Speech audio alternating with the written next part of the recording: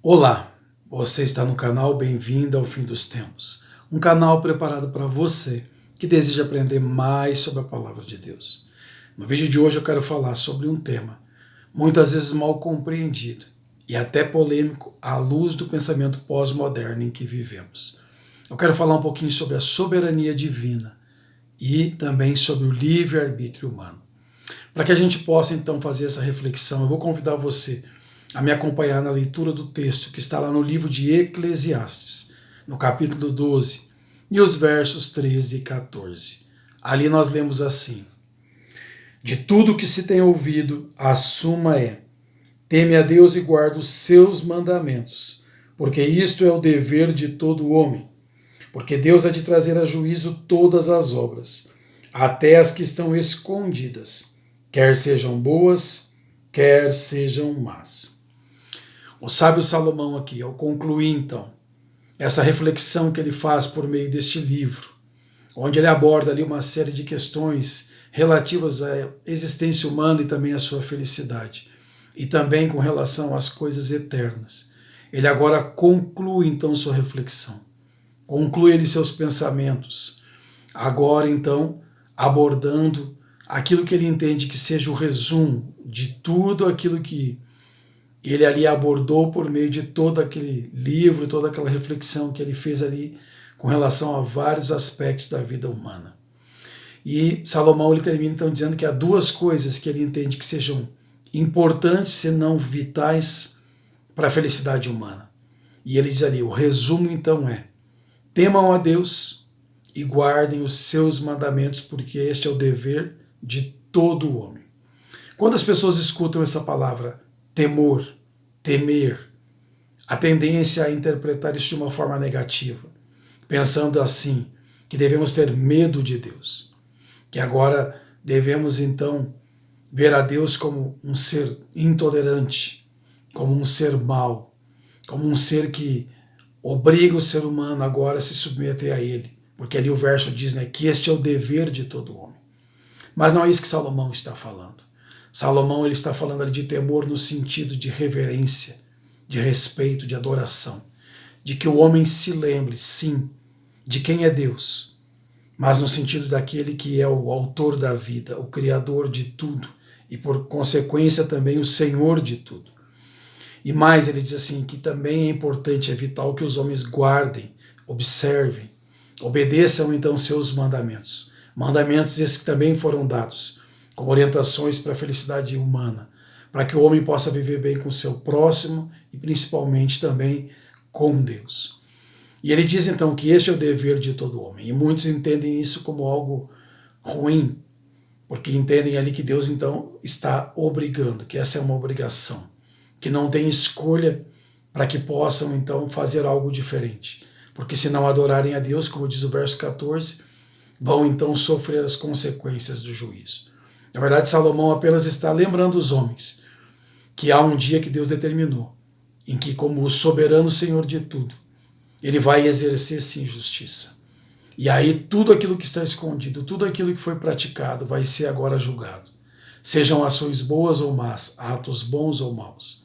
Então Salomão está lembrando os homens de algumas coisas para que eles não se esqueçam. Mas em meio à sua vida, as buscas, escolhas, a correria toda que fazem para atender suas necessidades, eles não se esqueçam daquilo que é vital e importante. Dar a Deus o espaço que Ele merece na nossa vida, no nosso coração, e também obedecer e seguir seus mandamentos. Mas quando nós vamos para a palavra de Deus, a gente está falando sobre ela aqui, ela nos traz luz com relação a muitas coisas, e também com relação a esse tema. Gênesis 1, verso 1 diz lá, no princípio criou Deus os céus e a terra. Então lá no princípio, no primeiro texto, do primeiro livro da Bíblia, no primeiro capítulo, nós encontramos ali a informação de que Deus é o criador de tudo, o originador da vida, aquele que criou o ser humano, criou a natureza, criou o universo. Mas essa informação ela não fica restrita apenas ao texto de Gênesis, senão que a gente também encontra essa mesma informação em muitos outros livros bíblicos, em muitas outras passagens. Muitos outros autores também enfatizam isso. O próprio Davi, por exemplo, em um dos salmos ele diz que os céus proclamam a glória de Deus. Mas a gente vai para o último livro da Bíblia, vai lá para o livro do Apocalipse. E lá, entre algumas mensagens que têm dadas aos homens com relação aos últimos dias, mensagens essas que são uma advertência para que os homens reflitam e despertem para a sua condição e para a proximidade, então, do fim de tudo e também do juízo de Deus.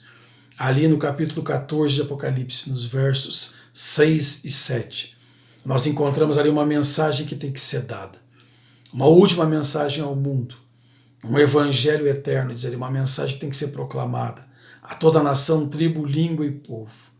E ela diz no verso 7 que os homens devem temer a Deus e dar a Ele glória, porque é chegada a hora do juízo, e devem adorar aquele que fez os céus, a terra, o mar e as fontes das águas. Esse texto de Apocalipse ele faz eco agora ao texto de Eclesiastes, trazendo ali a mesma questão. Os homens devem temer a Deus e dar glória, ou seja, devem reconhecer a Deus como o Criador, algo que tem sido esquecido, algo que tem sido negado pelo pensamento pós-moderno e científico.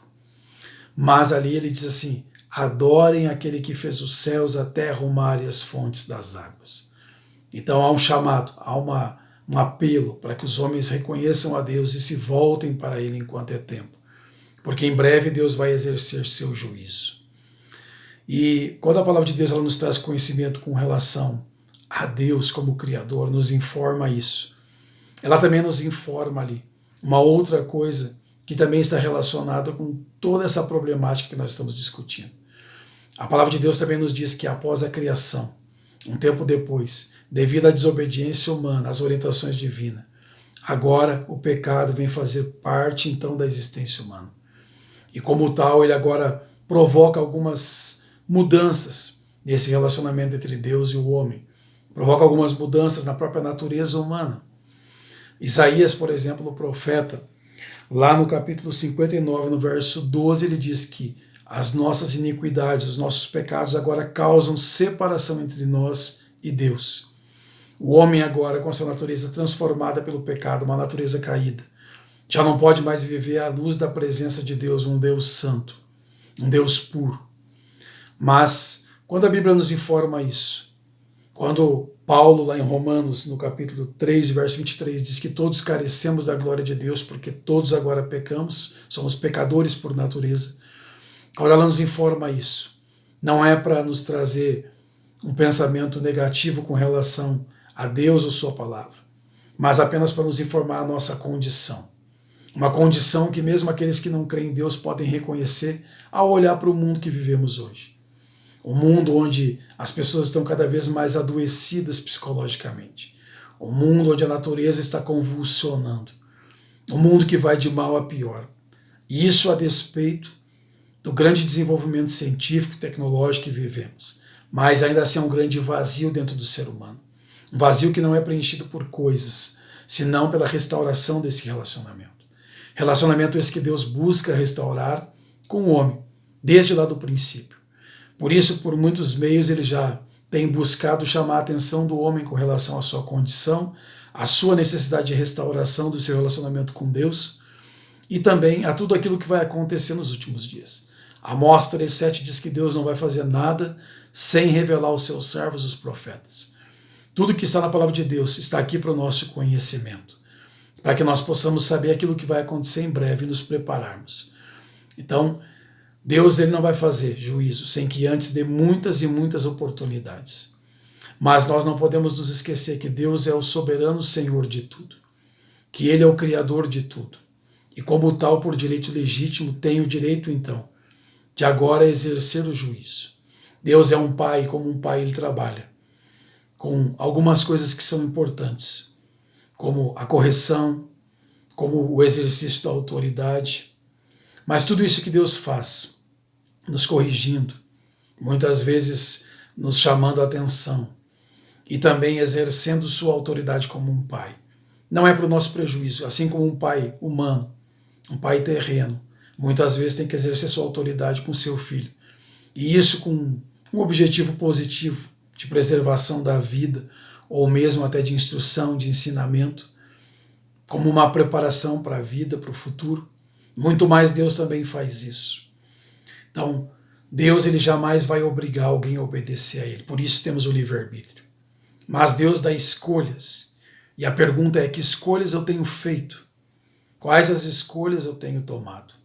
Como eu disse, Deus tem orientado por meio da sua palavra, desde o passado, por meio de seus profetas, e mesmo por meio de seu Filho, a palavra encarnada que veio a esse mundo.